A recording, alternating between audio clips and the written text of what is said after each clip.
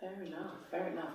I think that's a really perfect way to kind of segue into that conversation as well. Like I mentioned before, I really wanted us to talk about mental health as well.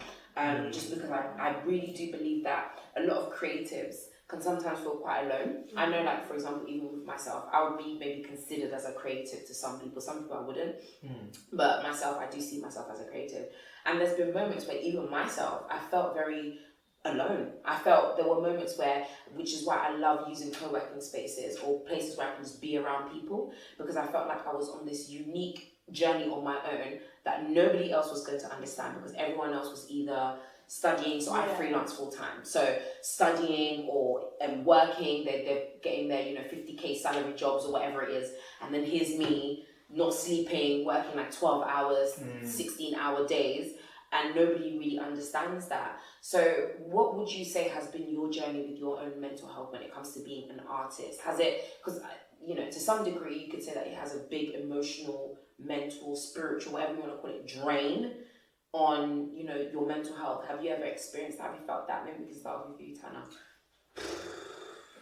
I know you mentioned as well that you had that obviously emotional time as well. Would you say that that was a context of which your mental health was being strained as well? I don't know if it's an individual thing or if it's an artist thing, but as I've grown and I've learned about myself, I'm understanding that there is a lot of issues. Do you know what I mean? Especially in our industry. The first time I feel like I kind of, you see how you spoke about being on the journey alone and stuff like that. I always sort of felt like that, especially within my art realm. It wasn't until I went to Nigel's event, the Rebound, and we actually had a discussion where we were able to ask the artists on stage and the people who were involved in the show, like how they felt and stuff like that, when we actually realised that we all completely feel the same. For me, regarding mental health, like, when I was younger, even before I'd done started within art and stuff, I self-harmed. But I didn't actually, for me, I didn't know self-harming was a thing where the person's trying to kill themselves. That wasn't my intention or what I was feeling. I had just watched something. Well, I had watched Lisa Left Eye Lopez from TLC. She had a documentary. And she had cut her arm inside the documentary. And at that time I had felt like I was just young, when you just don't really understand things, or you don't really feel as loved as you feel like you should, or in my mind, you notice things as a child, and sometimes adults don't pick up on certain things. So I had tried it once, and what was funny is the whole reason I didn't continue writing what I was writing was because I was scared I was going to cut my vein, which is stupid because that's the whole point of cutting yourself. So you, for self-harm, you were cutting yourself? Yeah, I used like an eyebrow razor.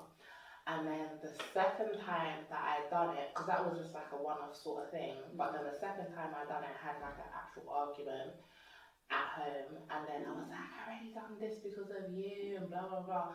And then my mum was like, alright, go and do it again kind of thing. But it's not like, in my mind, I know it's not something that she really took in or even understood that that's what I was saying kind of thing. And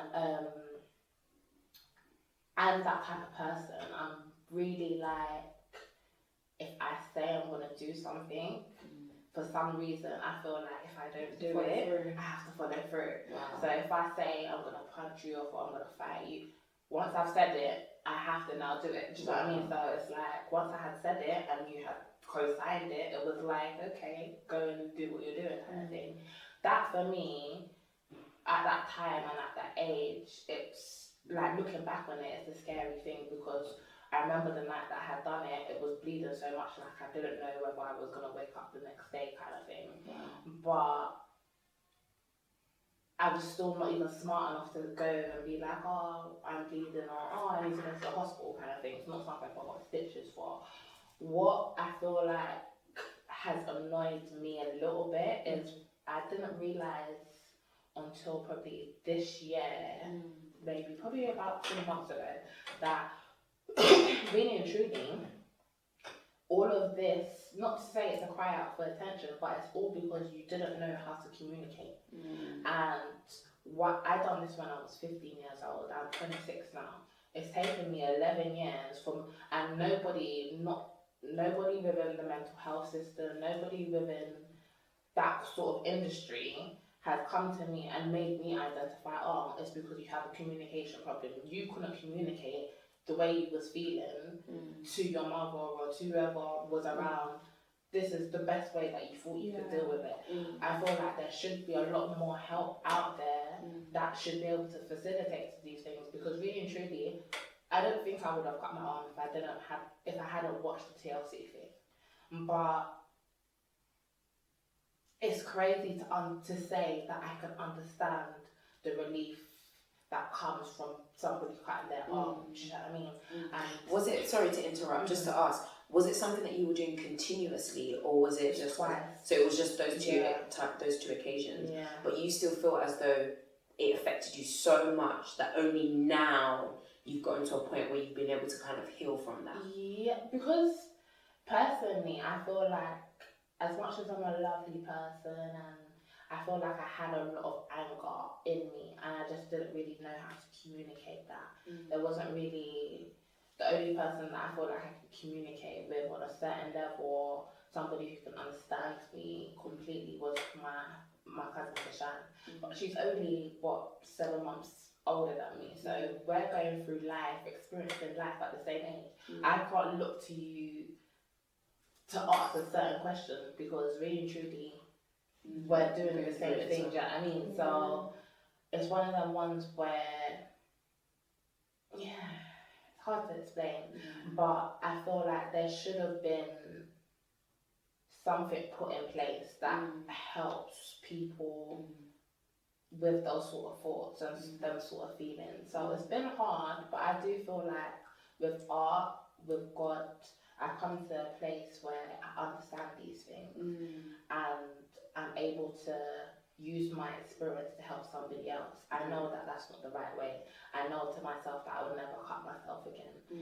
But I've also been in situations, or I've identified situations where it's like, okay, I'm feeling how I felt when I didn't do that. Do you know what I mean? So when I do feel like that, I know, okay, ding, you need to take a step back or calm down or relax because you're getting stressed or anxiety. Do you know what I mean? So, So first of all, thank you so much for even sharing that, because that was seriously deep. That was some serious stuff. And the fact that you just laid on the table, I really appreciate that. Thank you so much for sharing. But I think one thing that's interesting about what you were saying is that you felt as though, for you, art, it was a release.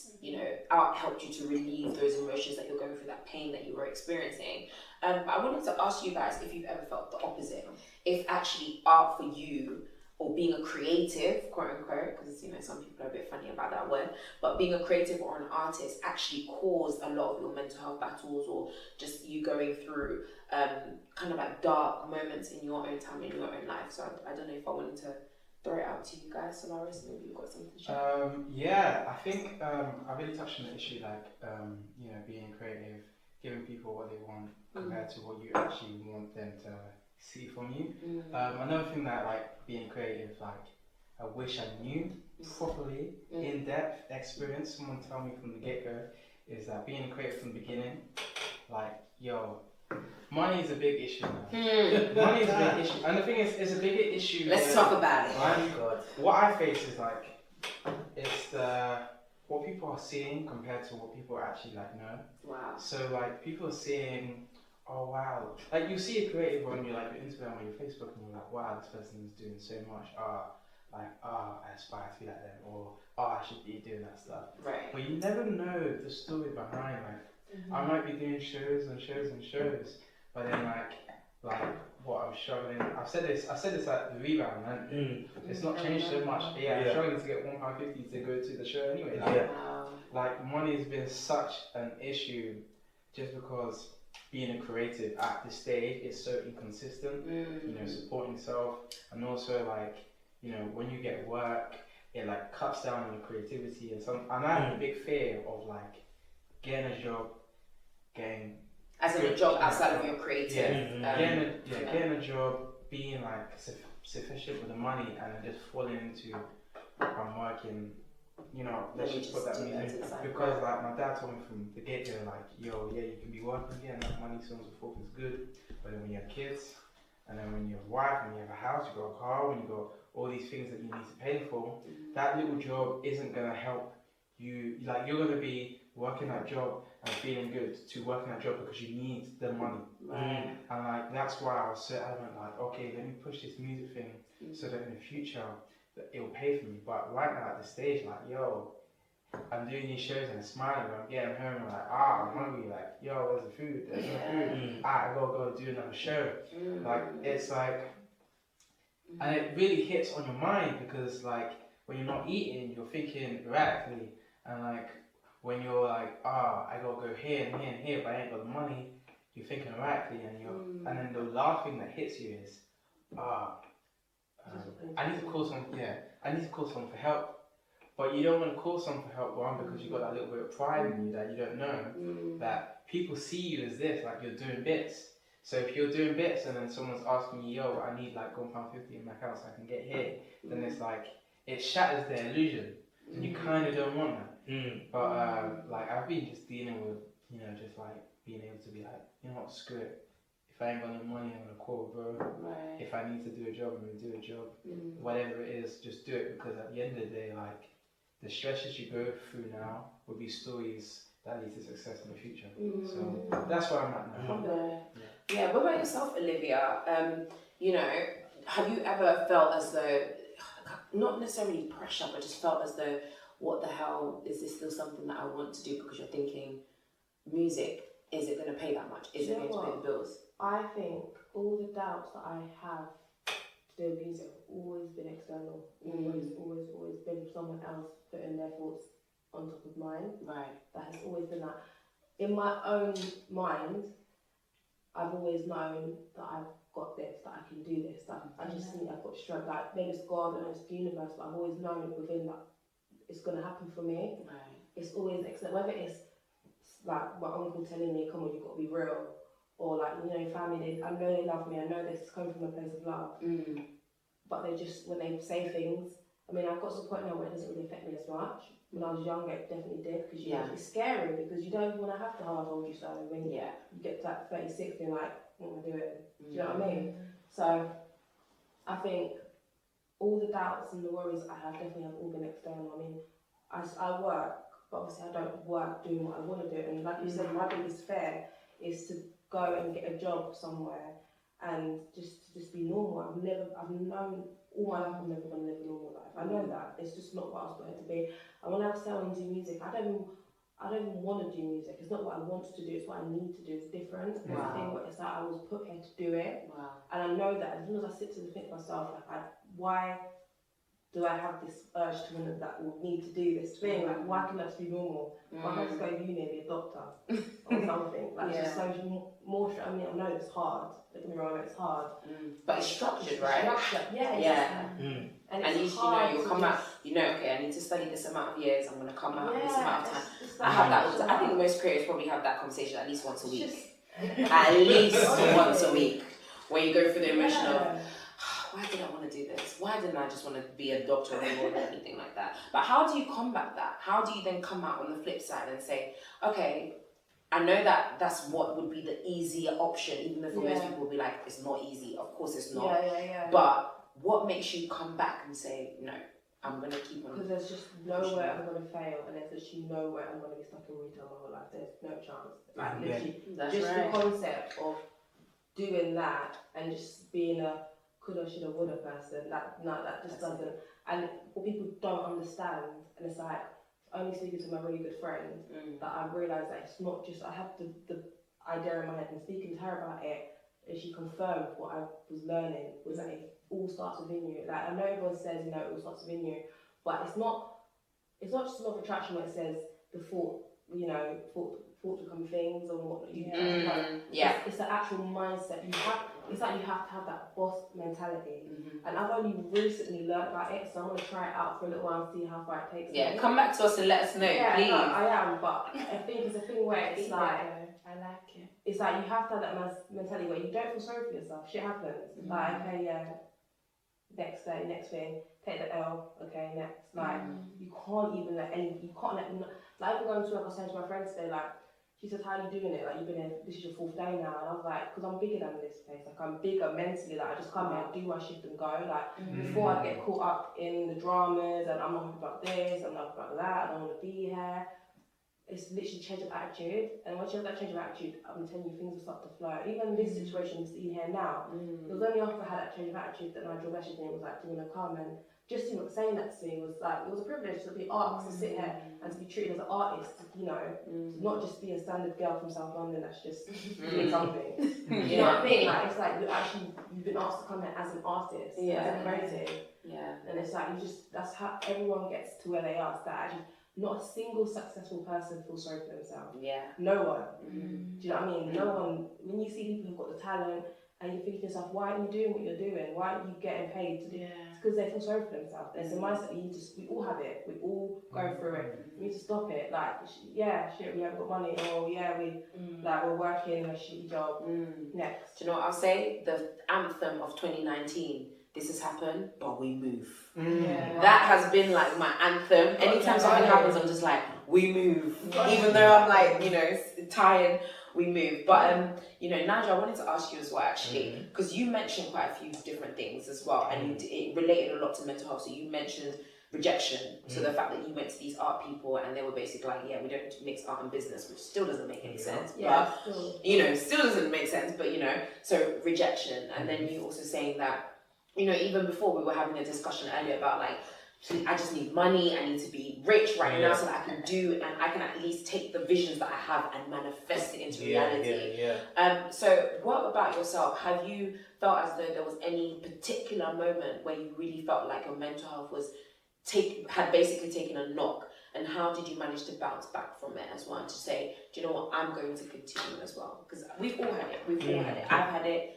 Clearly, we've all had it on this table. I think it was the years 2016 and 2017. 2016 was just the last drop to just take abuse from customers in Brixton and be just basically. Sorry, I shouldn't laugh. But damn. No, you know, there are stories, but okay, one story. One woman, thought I was sexist because we ran out of perfume that she wanted that was on sale. She said, I hate women. I was like, how do I hate when this is a do you know what? It's okay. Oh, yeah, Lord. that's the kind of stuff I went through. Right. It was mad. Yeah. And that's not even mention the thieves, but we move. We move. It was just like just hurting myself coming to this place. At one point, I was walking to work because the money was terrible. I remember I had actually gotten subscription and softwares to try and work on while I was going to work. I had to stop all of that just for the money to make sense then. And then at one point, I was doing a night shift plus working there. Wow. And then fast forward, me and my actual manager, we quit on the same day. Wow. And I was like, okay, cool, we're doing this. That's not a good sign. If the management's quitting as well, that's definitely not a good sign. It's politics, but you understand it. But when you understand it in a low priority area, it's what happens. Right. So then, fast forward to 2017, I'm thinking, yes, this is my time. I'm going to bang out the artwork. I was doing artwork consistently all that time. But when you'll be reminded of certain things that you have to live up to, and as in things that people are telling you have to live up to, or yourself, you feel like you're saying that, well, this is the standard, I have to keep raising the bar. You know what you have to live up to personally. Yeah. And sometimes when someone says it back to you, it has twice the sting because you already knew it. So it's like, why are you going to remind me I'm already doing this? But it was like, my friends are like, oh yeah, just keep working, do what you need to do.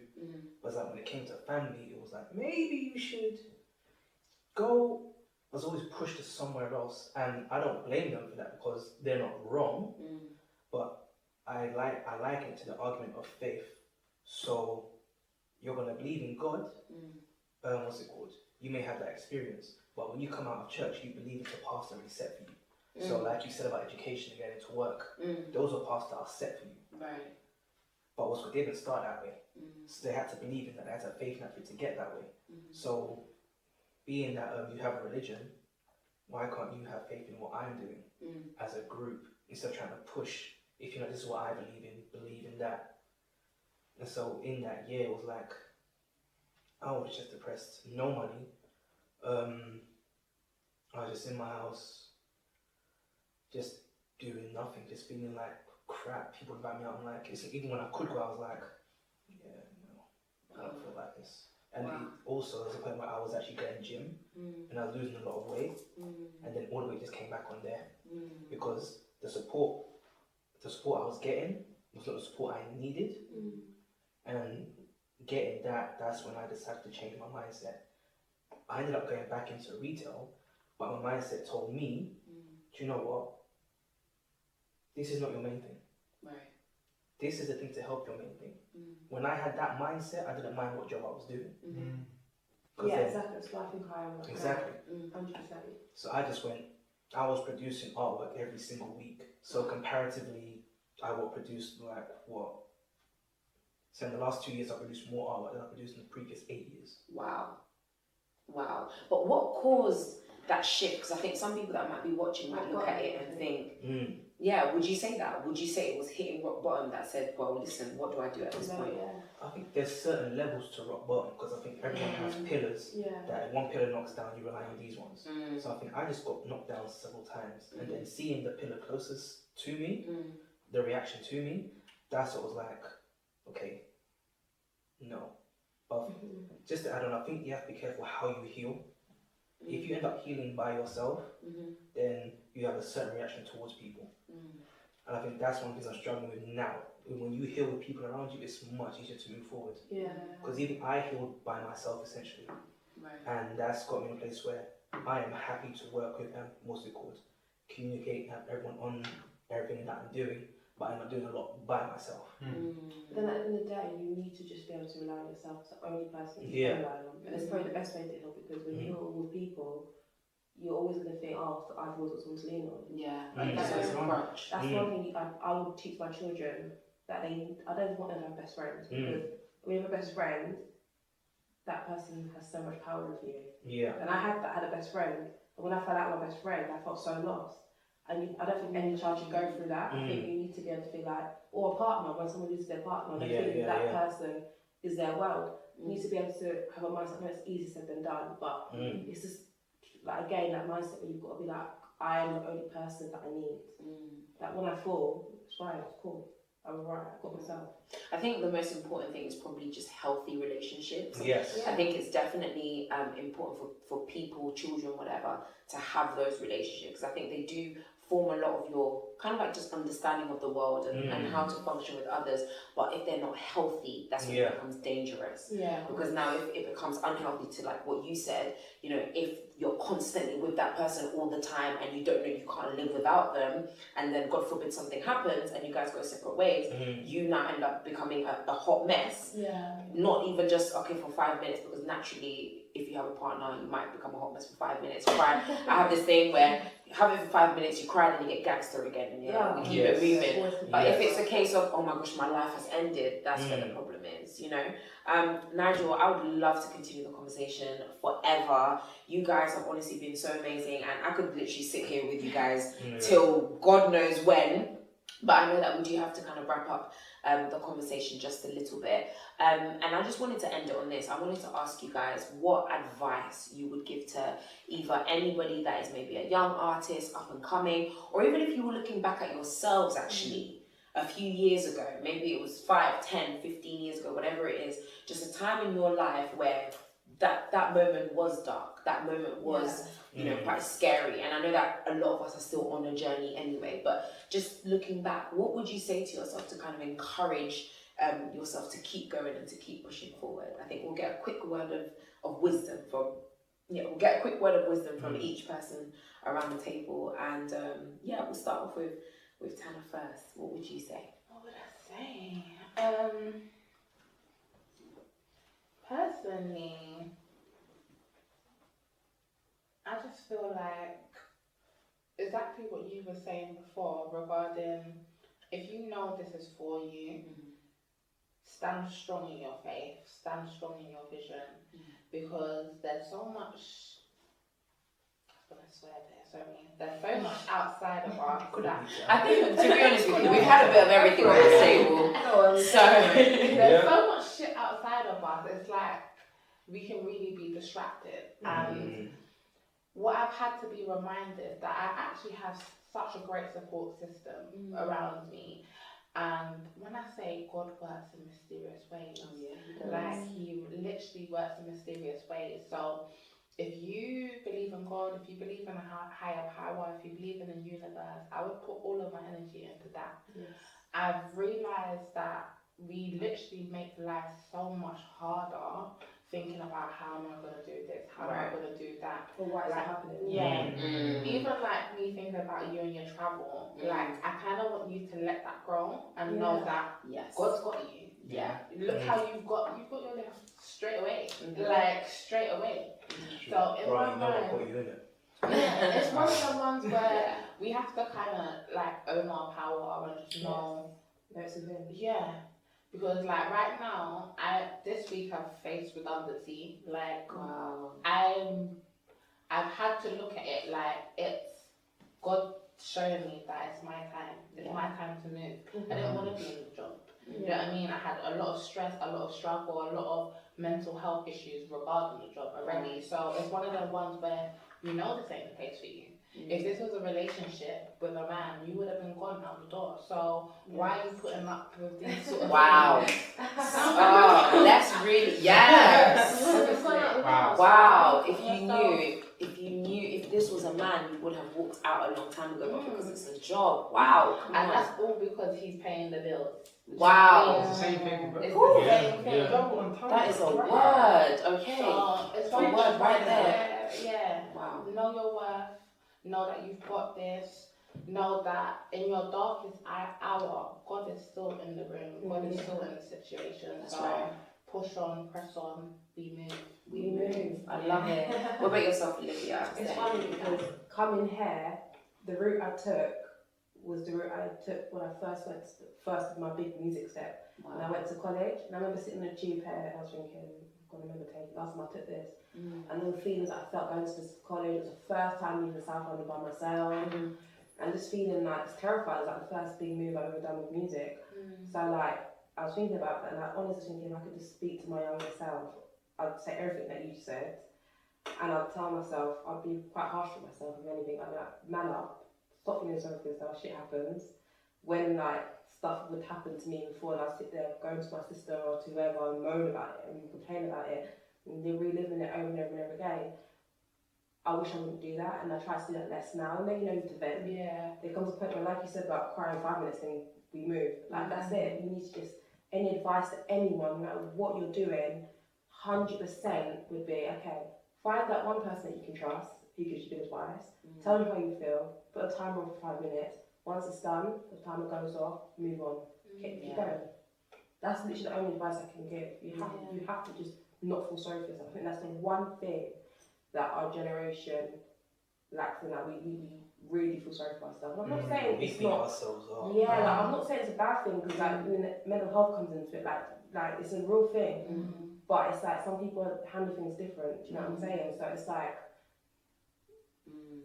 what I've been through in myself, I'm able to just take the L and move on and just keep strong. I'm getting stronger, and I feel I'm just as strong as I've ever been. And I know that this new mindset mentality is gonna show me the results that I've been thinking of. Because I believe in God, I believe in the universe, and I'll be like, why is nothing showing? It's like, it's a real thing. Like when shit happens, it's 100% because God is just making you stronger. Like, it's like sometimes you're like, okay, God, I can get it. Like, I've had those moments. I'm like, Lord Jesus, I've had enough. Thank you. Okay. Thank you very much. You proved your point. Thank you. But you have to just take it because he's going and going and going until you realize. I'm telling you from now, that mindset, mind change. Every single successful person you look up to does not feel sorry for themselves. And that's the one thing we need to stop doing. Like, you can be the most talented person in this world, but if you sit at home and you feel like, it's not fair, that person's like not as good as me and they're doing great.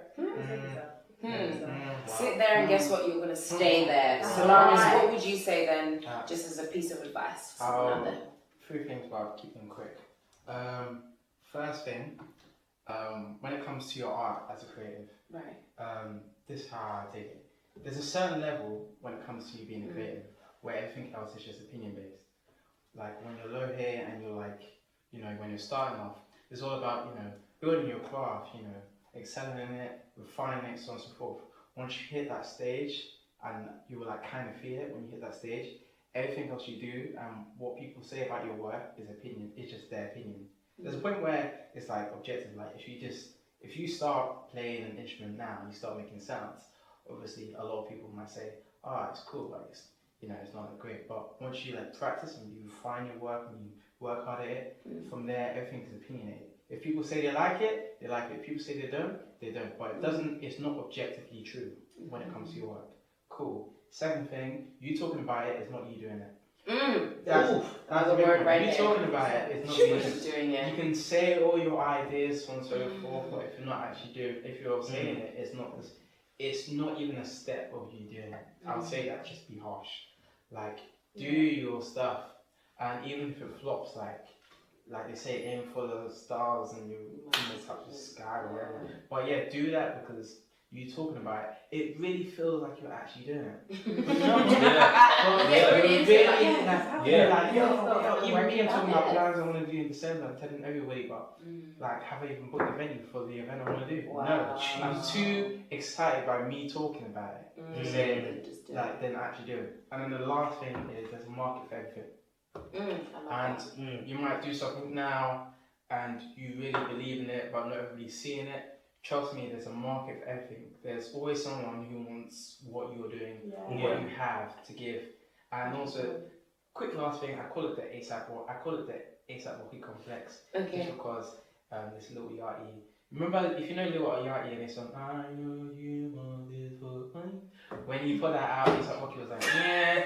But then when everybody was vibing to it, then he was like, yeah, this is hot. And that's what's happening with everyone. Regardless, if they're your friends, your family, doesn't even matter. If they like you or hate you, even people that really love you might see your work and at first be like, or when everybody's vibing to it, then everyone's like, there's a market for your work. Wow. And once that market is like opened, then people outside that market will gravitate to it and start being like, So don't be quick to call everybody fake fans. They just don't understand. Or hate. They don't understand. People just don't understand it right now. Oh, that's a conversation for another day. We're gonna hold that cancel culture for another day. But Nigel, please wrap it up for us right now. Just a very quick one. Just some advice that you would give, or even if you were looking back at yourself a few years ago, what you would say to yourself if you were. If I were looking back at myself, I would say everything you've been through, especially education, understand what it can do for you personally, not the things it puts on paper. Oh wow. Okay. Yeah. That's a strong one that I resonate with a lot. What else? Always try to have a conversation. Because when you spend so much time by yourself, you're thinking of other people, you're making up things for yourself. Right. And the thing we mostly do is beat ourselves up. We don't uplift ourselves personally because we're in a situation where we want everyone else's validation for ourselves.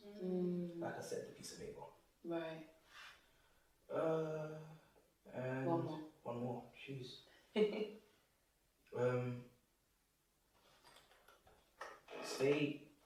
Understand who you are. Stay strong in who you are, and understand that it's not. It doesn't need to be perfect, but you've never needed to be perfect. You just needed to be you. You're more than enough. Trust me, I told you this already. Than enough. And one for Solaris, always learn how to lock off the shell. Always learn how to. Don't gas me here. Don't say that again. Always learn how to lock off the show. Hey, and with that, well, guess what? I think that is the perfect place to end with the roundtable conversation right here. But always know how to lock off the show. As you can see, this is exactly why we've come here today, because of the important conversations that we need to be having as creative artists or just people that are on that entrepreneurial or self-employed journey. Thank you so much to each and every one of you for joining us this evening. You guys have been phenomenal. And thank you so much for being so open and honest and sharing as well, because that I think has really added to the conversation too. But of course, this has been the Rebound Roundtable, and of course, you've been with your girl Missy T. Thank you so much, and I'll see you again next time. We're not done there. Got something special for you. Grab those tissues. We have Kurzart.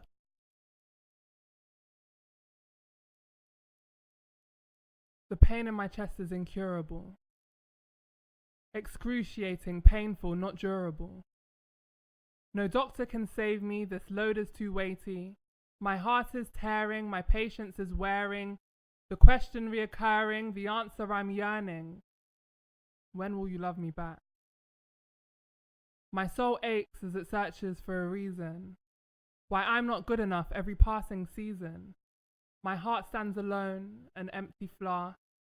Craving your liquid love, in it I will bask. I need you to feel what I am feeling. Every day and night I find myself kneeling, praying to God with all my might, begging for love, for Mr. Right. But he never comes, so I settle for less, and in turn I become used to being second best. Mr. Right now tells me he loves me, and that's good enough, so I give him my body, my love, and my trust. But he abuses it, and the pain starts again, wondering if he'll love me, and if so, when. The pain in my chest increases. Neglection, rejection, they're tearing me to pieces, an unwanted toy.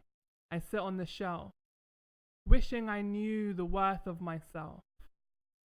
Wanting the love I rightly deserve, requited and pure, my heart now reserved. So I'll sit here and wait for my happiness to appear, and hope it comes soon, because I've been waiting for years.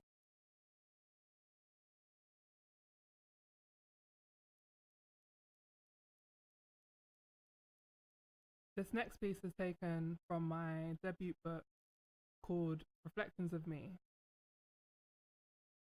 Born into a country I call my own, but I've lost count the amount of times I've been told to go home. A British Jamaican, my identity is clear. My parents fled home for a better life here. Over time, my mum's accent didn't fade at all, but an English one would appear when she made certain phone calls. Sometimes she'd ask me to pass the cling flim, so I learned to understand her creative synonyms. Overgeneralizations happened a lot from time to time. Cotton buds became Q-tips, a favourite of mine. Growing up, I loved fish and chips, shepherd's pie, the lot. But I also love Jamaican food cooked up in a Dutch pot. I love the fried dumplings, made especially for me. The cornmeal porridge, saltfish, and not forgetting ackee. Stew peas, oxtail, festival, and jerk chicken. Delicious is an understatement. The food was finger licking. Fish on a Friday and soup on a Sunday. If there was any leftovers, we'd have some on Monday. I'd vibe to the greats like Beres Hammond, sing classics from Bob Marley like Jammin'. The first time I went to Jamaica, I was under the age of 1, and that's when my love story truly begun. I loved the magical sun and the cool island breeze, the beautiful scenery, the exotic palm trees, fried fish and bami on Helsha's shore, a true paradise you can't help but ignore. So when the English tell me to go home, I go. But in Jamaica I'm seen as a foreigner. I have no home. Too Jamaican to be British, too British to be Jamaican. But I know that I'm both. I'm not confused nor mistaken. Despite the rejections that seem to appear, I'm a British Jamaican and my identity is clear.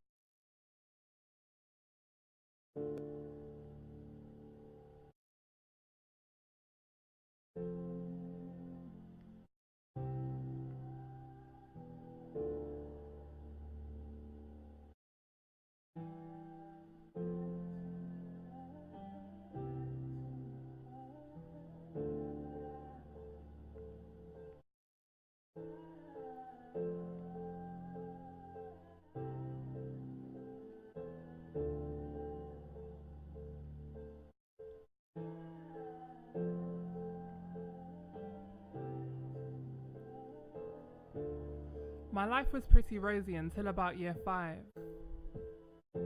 And then my parents broke up and I noticed a divide. My dad stopped coming around. I thought he didn't love me. My mum grew pretty distant. She barely even hugged me. Now that might be my emotions being a bit dramatic, but my heart was breaking crazy and I couldn't understand it. And then mum dropped in that you weren't my real dad. My thoughts spiraled like mad. I was devastated and sad, but then you fixed up and started to become a dad again to me. I didn't need my real one. You were enough for me, you see. You treated me like a princess and I could always twist your shoulder. You set a real example for my future partners growing older. But as I aged, I started to wonder about my roots, where my bloodline was from, where I got certain attributes. So I decided to seek out my father on some Jeremy Kyle vibe. 23 and determined, I just hoped he was alive. And I found him, got his number, we even spoke on the phone. He was so excited to hear from me, I could tell by his tone. So we organised to meet, I could barely even sleep. And then the day came, I was nervous, walking in the rain, and there you stood, my biological dad. But I felt no connection and I felt really bad. We were strangers related, we just had to get to know each other. I asked about any siblings, any sisters or brothers. We talked things through for hours and you apologized. I could tell you were sincere, the pain shone through your eyes. So we organised to meet again and you stuck to your word. You brought my sibling along. I had a sister, so absurd. You even introduced me to the rest of the fam. Why did nobody tell me Grenadians were mad? Damn. But I started to understand who I truly was. My identity became clearer. I started to feel loved until I would call you and text you and not get a reply. I double texted, triple texted, and I was left wondering why you promised to be there for me and put right your wrongs. How stupid of me to believe your silly lying tongue. All I wanted was to feel loved and accepted by my father. And now I'm left abandoned again and I don't know what I'd rather. Knowing that I tried or knowing that you lied. When I do get through to you, it's empty promises. I'm tired. I can't keep putting my faith in you. So from caring, I have retired. When my mum died, you came to the funeral to lay flowers. I thought this would make you step your game up, dedicate more time, more hours. But I haven't seen you since. You've not even offered any help. I'm financially crumbling and dealing with it all myself. This was in 2016 and you've made no effort. I refuse to keep on trying. I will not be left hurt. But guess what? I forgive you. You know not the pain you caused. Or maybe you do and you just don't care because us humans were flawed. But don't think you're walking me down the aisle, or until then I'll say my name with pride. I only got this surname because my mum became your bride. I don't hate you, but I don't love you either. You're not the first man to break my heart and you won't be the last one neither. But I'll still pray for you, not because I hold you dear, but it's because you're a sperm giver and without you I wouldn't be here.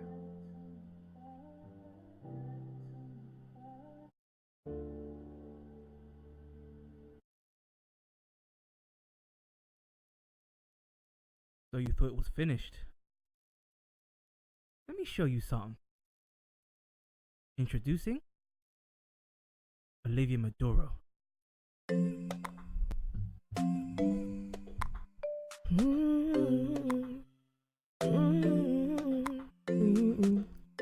You've got it really going on, boy.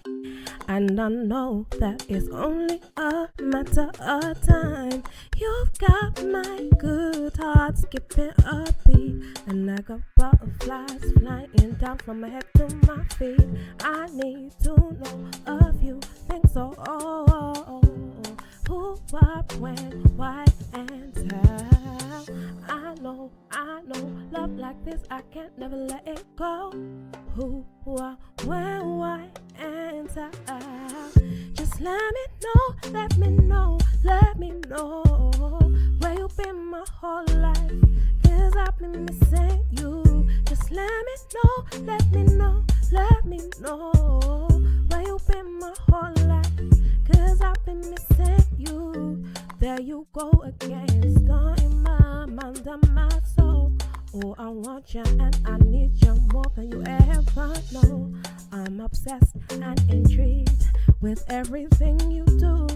And I've been saving my love for you. I need to know a few things. Who, what, when, why, and how. I know, love like this, I can't never let it go. Who, what, when, why, and how. Just let me know where you've been my whole life, 'cause I've been missing you. Just let me know where you've been my whole life, 'cause I've been missing you. Just let me know where you've been my whole life, 'cause I've been missing you. Just let me know where you've been my whole damn life, 'cause I've been missing you. 'Cause I've been missing you.